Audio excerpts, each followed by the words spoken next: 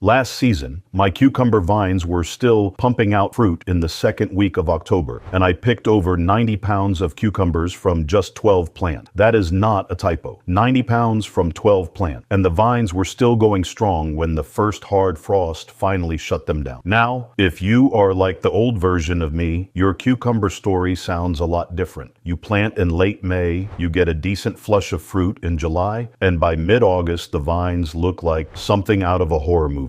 Yellow leaves, powdery mildew everywhere, beetle damage, and production just falls off a cliff. You pull the dead vines out by Labor Day and figure that is just how cucumbers work. I thought that too. For over 20 years, I thought cucumbers were a short season crop that gave you maybe 6 good weeks and then quit on you. Then, about 5 years ago, my Amish neighbor Eli walked me through his cucumber patch in late September. His vines were green, loaded with fruit, and still flowering. I am standing there holding a cup of coffee, looking at plants that should have been dead a month earlier, and I asked him flat out, "What are you doing that I am not?" What he told me that afternoon, and what I have tested and refined every season since, is exactly what I am going to walk you through today. These are not complicated greenhouse tricks or exotic varieties. This is a system, a handful of connected practices that work together to keep cucumber vines healthy and producing deep into fall. And stay with me to the end, because I will share a simple Amish technique involving wood ash and milk that stops powdery mildew in its tracks. And it is the single biggest reason my vines survive into October when everyone else's are long gone. Today, I'm going to walk you through exactly how to set this up in your own garden, step by step. I want to be honest about something before we go any further. For most of my gardening life, I treated cucumbers like a throwaway crop. I would stick some seeds in the ground, water them when I remembered, maybe throw down some fertilizer once or twice, and then act surprised when the vines burned out by August. I blamed the heat. I blamed the beetles. I blamed the variety. I blamed everything except the way I was growing them. If you have been doing it the same way, I am not judging you. I was right there with you for 2 decades. But then I started spending more time around Eli's garden and watching how the Amish families in our area handled cucumbers specifically. And I realized I had been making the same set of mistakes every single year, expecting a different result. The shift happened when I stopped thinking of cucumbers as a plant you harvest for a few weeks and started thinking of them as a system you manage all season long. Let me paint you a picture. Eli's family has 11 people at the dinner table every night. 11. His wife cans somewhere around 200 quarts of pickles every summer. Plus, they eat fresh cucumbers daily from July clear through the first frost.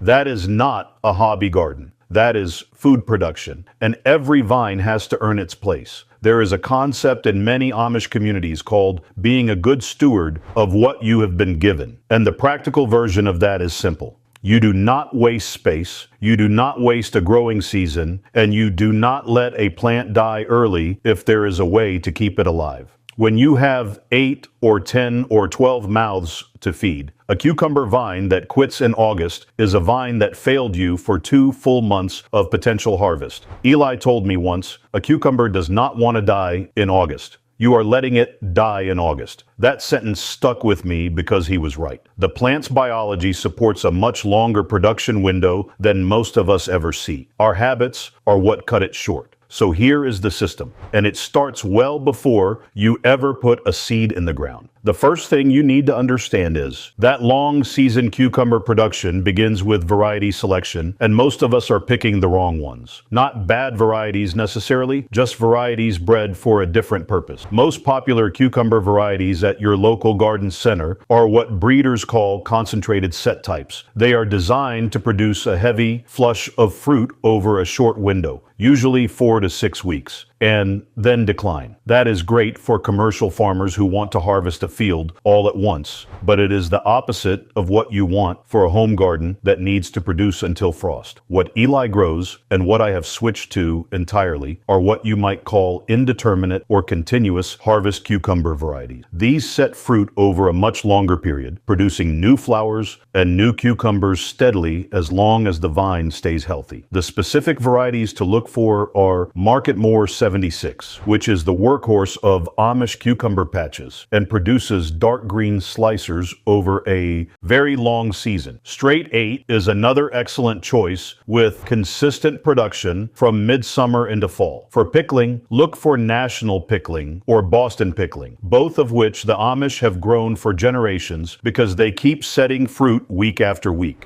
The varieties to avoid for long season production are bush types, like Bush Champion or Space Master. Those are fine for containers, but they are compact determinate plants that exhaust themselves quickly. Also, be cautious with some of the newer hybrid varieties marketed for high yield. Many of them produce heavily for a month and then shut down. Here is a detail Eli shared that I had never considered. He starts his cucumbers from seed indoors about 3 to 4 weeks before his last frost date, but he does it in 2 separate plantings about 10 days apart. The first batch goes out after all frost danger is past. The second batch goes out 10 days later. This staggered start means he always has a slightly younger set of vines coming into their prime, just as the first set is hitting its mid-season stride. It is a simple form of insurance. If something happens to the first planting, the second is right behind it. If both succeed, he gets an even longer total harvest window.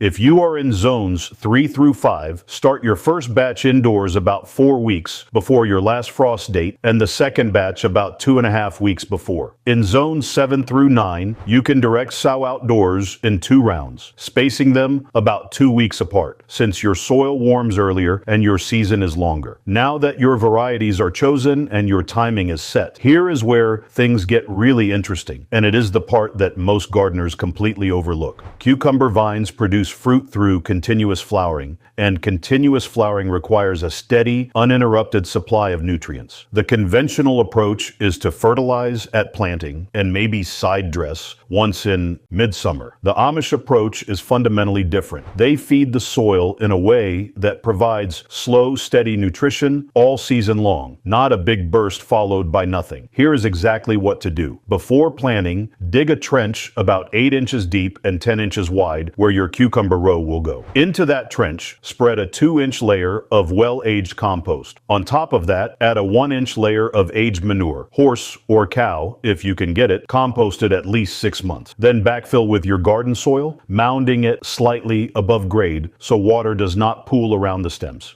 This layered approach creates what Eli calls a feeding zone below the roots. As the cucumber roots grow downward through the season, they hit progressively richer layers of nutrition. The plant never experiences the feast and famine cycle that happens when you top dress fertilizer once and forget about it. Here is the science behind why this matters so much for long season production. Cucumbers are heavy feeders, especially of nitrogen and potassium. When nitrogen drops off mid-season, the plant slows flower production. When potassium drops off, the fruit quality declines and the plant becomes more susceptible to disease. Research from Ohio State University has shown that consistent potassium availability throughout the growing season directly correlates with extended fruit production and improved disease resistance in cucurbit crops. The trench method provides exactly that kind of steady supply. One additional detail: every 3 weeks during the growing season, Eli side dresses his cucumber rows with a light application of compost, about a 1/2-inch layer,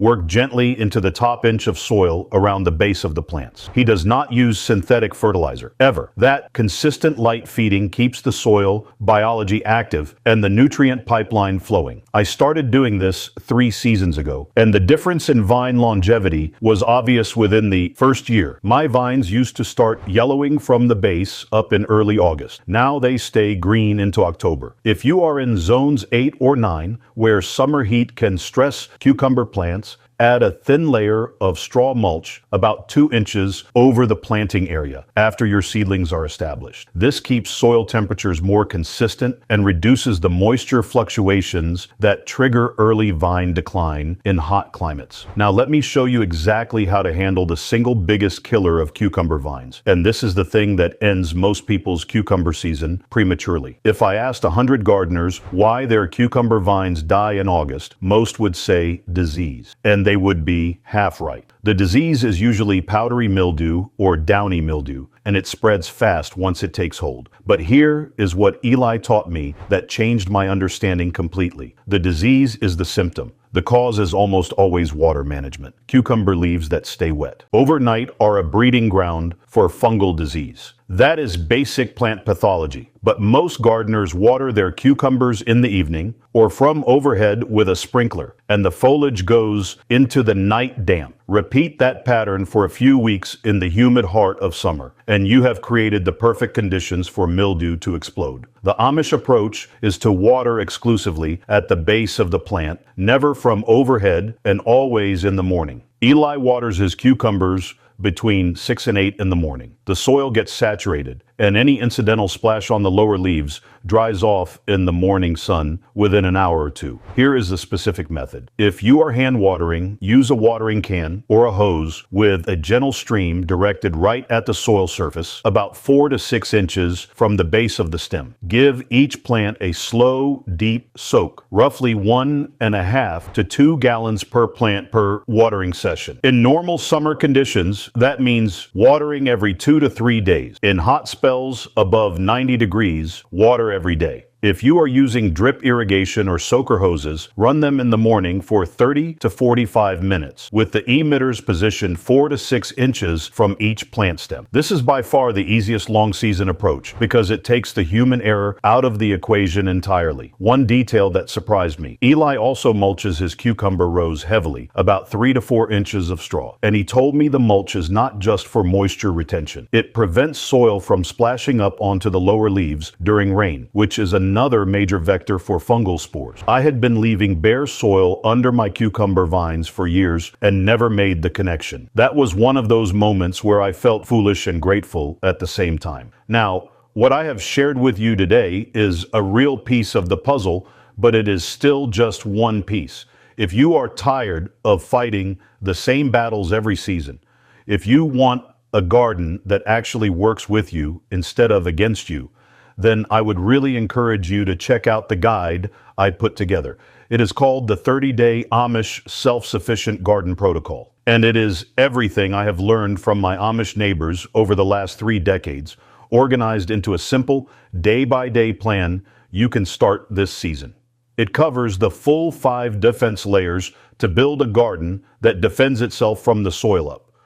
It has got the complete 4-bed crop rotation system that stops disease and pests before they ever get a foothold.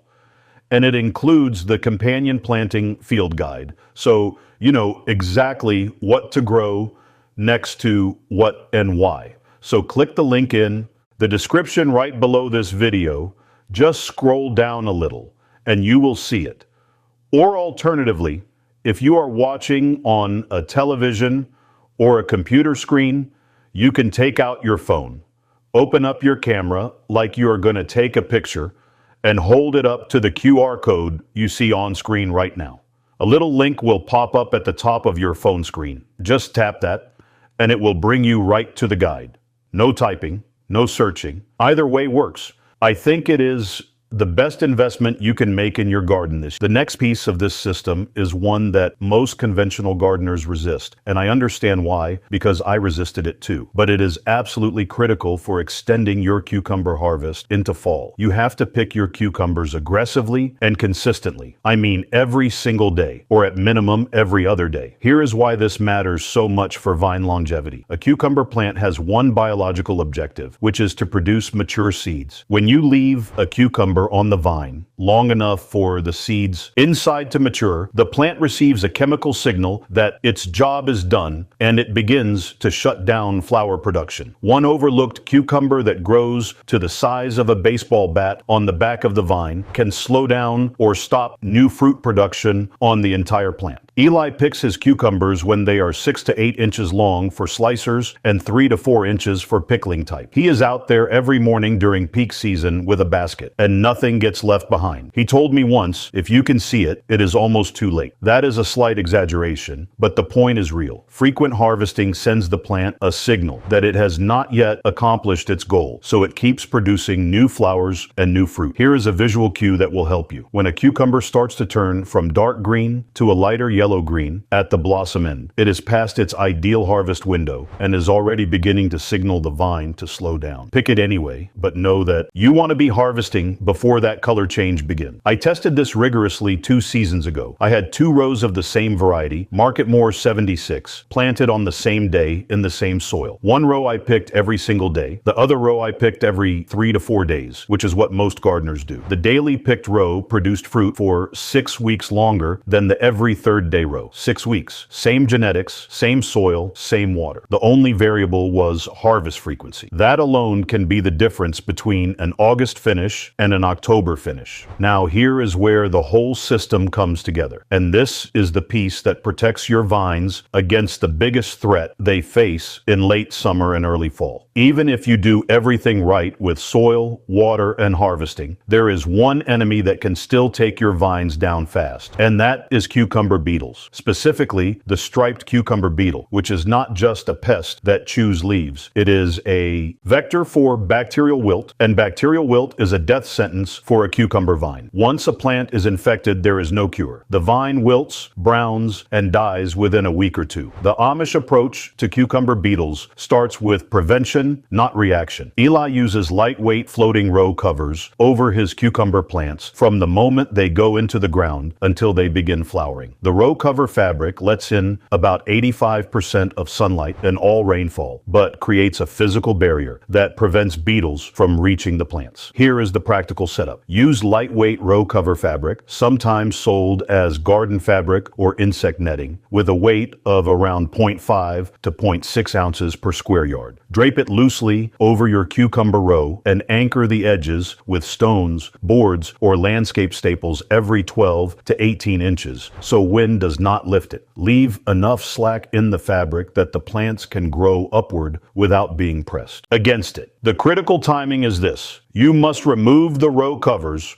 once the plants begin to flower, because cucumbers need pollinators to set fruit. By the time the plants are flowering, they are large enough and vigorous enough that moderate beetle pressure will not kill them. The most vulnerable window is the first 4 to 6 weeks after transplanting, and that is exactly the window the row covers protect. If you are growing cucumbers on a trellis, which I strongly recommend because it improves air circulation and reduces disease pressure, you can build a simple tunnel frame using 1/2-inch electrical conduit or flexible PVC pipe bent into hoops over the row, then drape the row cover over the hoops. This gives the plants room to climb while staying protected. In zones 7 through 9, where cucumber beetles can appear earlier in the season and persist longer, consider leaving the row covers on for an extra week past first flower by hand, pollinating a few blossoms in the morning. Use a small paintbrush or cotton swab to transfer pollen from male flowers, which are the ones with a thin straight stem, to female flowers, which have a tiny cucumber-shaped swelling at the base. This buys you another week of beetle protection during the most critical establishment period. Let me share some patterns I have noticed over the years that hold most gardeners back from getting a long cucumber season. The first pattern is planting too late. Many gardeners wait until early June to plant cucumbers because they are cautious about cold soil. But in zones 5 through 7, you can safely transplant hardened off cucumber seedlings 2 weeks after your last frost date, as long as soil temperature is at least 60 degrees Fahrenheit at a 4-inch depth. Every week you delay planting in spring is roughly a week you lose in fall. The Amish plant early by starting indoors and protecting transplants, and that early start adds weeks to the back end of the harvest. The second pattern is growing cucumbers flat on the ground. I did this for years because it seemed easier, but vines sprawling on the ground have poor air circulation, which accelerates disease. The leaves sit in dew longer, the fruit sits in moist soil and rots, and you miss cucumbers hidden under foliage, which triggers that vine shutdown signal I mentioned. Growing on a simple trellis or string system keeps foliage dry, makes daily picking easy, and extends vine life dramatically. The Amish almost universally trellis their cucumbers, even if it is just a few wooden stakes with twine strung between them. The third pattern is ignoring the first signs of mildew. I used to see a few white powdery spots on the lower leaves and think, well, it is late summer. That is just what happens. But powdery mildew spreads exponentially. 3 spots today become 30 spots in a week and 300 in 2 weeks. The Amish address mildew at the very first sign, and the technique they use is the bonus tip I promised you. The fourth pattern is stopping all feeding in late summer. Conventional wisdom says to stop fertilizing as the season winds down. But for a crop, you are trying to push into October. That is exactly wrong. Eli continues his light compost side dressing every 3 weeks, right through September. The vine needs fuel to keep producing, and cutting off nutrition is like asking a marathon runner to skip the last water station. Now, here is the technique I teased at the beginning, and it is the one that made the single biggest difference in keeping my vines alive through September and into October. I learned this from Eli's wife, Martha, who handles most of the garden while Eli manages the field crops. When she sees the very first spot of powdery mildew on a cucumber leaf, she mixes up a spray using 1 part whole milk to 9 parts water, adds about a tablespoon of hardwood ash per quart of liquid, strains it through a piece of cheesecloth, and sprays the affected leaves plus all surrounding foliage. She applies this in the morning once every 5 to 7 days, starting at the first sign of mildew and continuing through the end of the season. Here is why this works. Research from the University of Adelaide and later from the University of Connecticut confirmed that the proteins in milk, when exposed to sunlight, create an antiseptic effect that inhibits the growth of powdery mildew spores. The wood ash raises the pH on the leaf surface, creating an environment that mildew cannot thrive in. Mildew prefers a slightly acidic leaf surface, and the alkalinity of the ash disrupts that. The combination of milk and ash is more effective than either one alone. Martha told me she learned it from her mother, who learned it from her mother. Generations of observation leading to the same conclusion that a university lab eventually confirmed. Here is the exact method. Use whole milk, not skim, because the fat content matters for adhesion. Mix 1 part milk to 9 parts water. Take a handful of hardwood ash,